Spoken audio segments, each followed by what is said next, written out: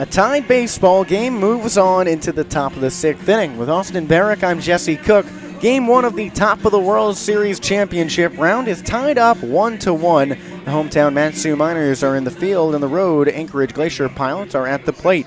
Matsu finished 1 overall in the regular season, with Anchorage number 2. Will Rizzo is on the bump, his 6th inning of work, the longest start of his collegiate career. And he's coming up against Andrew Lamb, righty on the bump, lefty at the dish. Rizzo into the windup, raises his left knee high and fires. Curveball misses low and inside. Lamb has struggled in this game, just 0 for 1, but he's been on a hot streak over his last 10 appearances with a 12 for 39 line. Rizzo winds and fires. Swinging an opposite field drive to Vergara and left. He backtracks one step and makes the grab in front of his letters. 2 pitches, 1 out. That brings up the 2-hitter, Will Bermudez. And if he continue to limit his pitches, then he can continue to throw innings. And Matsu, without many of its pitchers now for this weekend series, would really like Rizzo to go as long as he can. That's right. This team is limited. First pitch to the lefty Bermudez. He watches a backdoor curveball for a strike. Matsu went down 2 starters when Grant Richardson and Ace Whitehead were both shut down by their respective colleges within a day of each other. The 0-1. Fastball skips up white chalk for a ball. Richardson was a starter out of Grand Canyon, and just like Ace Whitehead, he's a southpaw. And Ace out of Texas, both of them were experiencing some arm pain and had met their innings limit.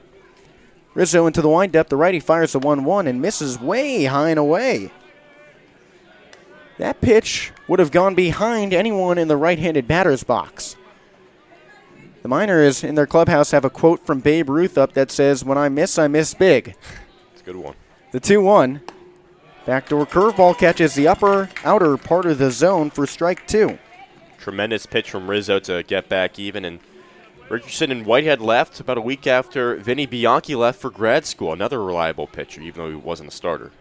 That's right. Rizzo's 2-2. Backdoor curveball misses high and away. Full count. Bermudez homered in his last at-bat. He grounded into a double play in the first inning. He has made an impact negatively and positively, significantly for this team today. The 3-2 misses high and away, and he's aboard with a walk.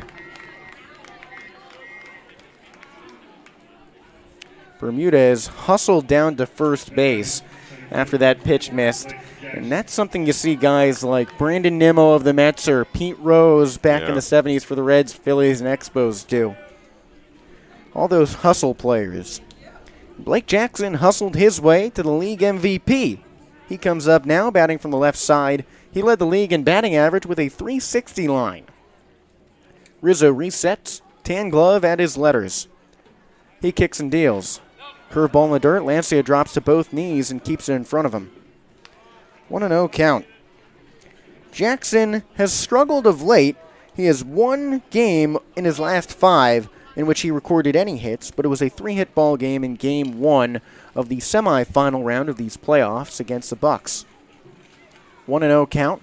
Rizzo takes a heavy breath in a closed-off stance. He kicks and deals. Swinging a shallow fly ball, right center field, behind second base. Tucker reaches up, and that's behind him. Tomerlin fields it, throws over to second. Jackson is back in with a dive.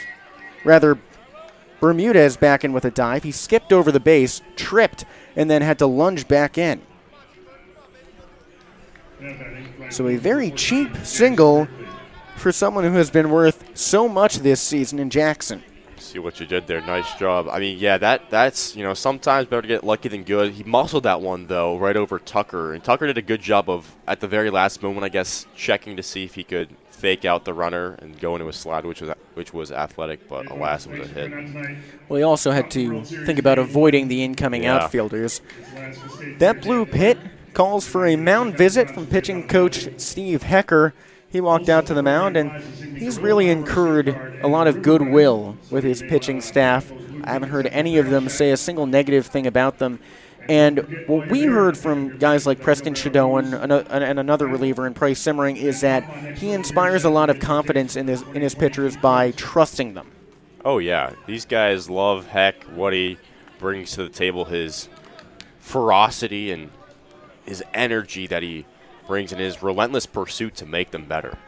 Heck, in his first year in the ABL, all three of the Mat-Su coaching staff will be back next season. Head coach Ty LeBrun, hitting coach Kyle Watson, and pitching coach Steve Hecker. Here's Garrison Berkeley batting from the right side. Runners on first and second, one away, 1-1 game in the top of the sixth. Rizzo from the stretch. Fastball misses high and inside for a ball. The righty out of Nebraska is teammates here and with the Cornhuskers with the likely Mat-Su Game 2 starter and Drew Christo, who said that Rizzo probably has the most wild personality of anyone he's ever met, and he loves that about him. The 1-0. Swinging a rip into left field on the ground. Vergara is quick to it, fields it on the hop, throws to the infield, and everybody moves just station to station. Bases now loaded with just one out for Jacob Stinson. Well, it wouldn't be a Mat-Su Miners playoff game if things didn't get tense. And here we have our first tense moment of the game.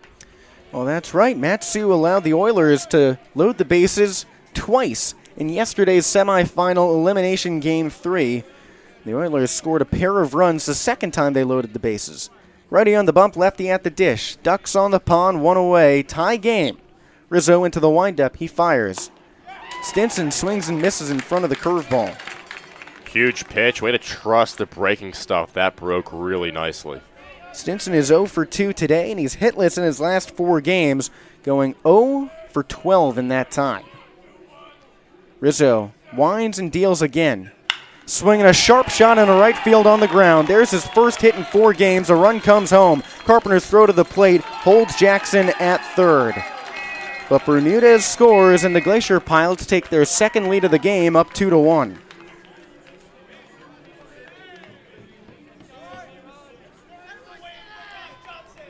So Jacob Stinson has his first hit of the playoffs, and it comes at a big time in the second half of this game, and Will Rizzo's day is done. Head coach Ty LeBrun has made a trip out to the mound. Righty out of Incarnate Word, Larry Westall has just begun warming up from the bump, but very quickly he's being told that he has got to come in and pitch. The Glacier Pilots add 1, load the bases with 1 away, and lead 2-1. Larry Westall, the man who was relied upon more than any other pitcher in the league, with a league-leading 15 appearances, is being tasked with getting out of this jam. We'll be back in just a moment. Game 1 of the Championship Series action rolls on in just a bit.